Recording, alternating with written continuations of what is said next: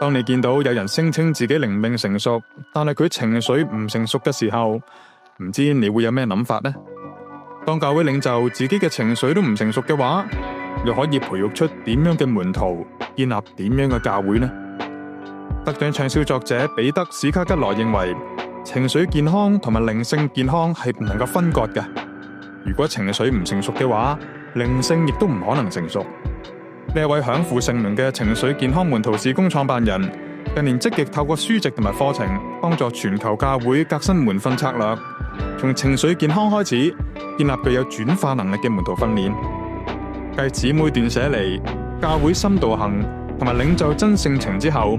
佢嘅全新作品《門徒的 EQ 覺醒》將會喺2025年10月嘅基督教聯合書展之中強勢推出。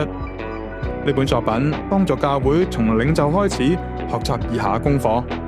包括1、放慢生活節奏，同耶穌建立深厚嘅個人關係；2、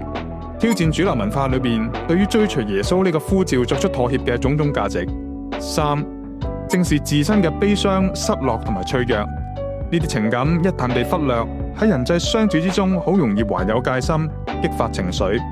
；4、承認上帝賜俾我哋生命裏邊嘅限制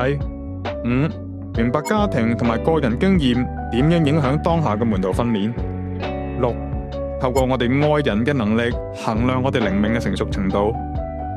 當教會領袖能夠身先士卒，轉化自己，自然能夠影響教會、事工或者組織嘅各個領域，轉化更多信徒嘅生命。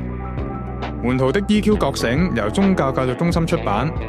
鼓勵你喺嚟緊嘅基督教聯合書展嚟到我哋 B4 同埋 B5 嘅攤位，選購呢本能夠改變教會、轉化生命嘅好書，開卷有益。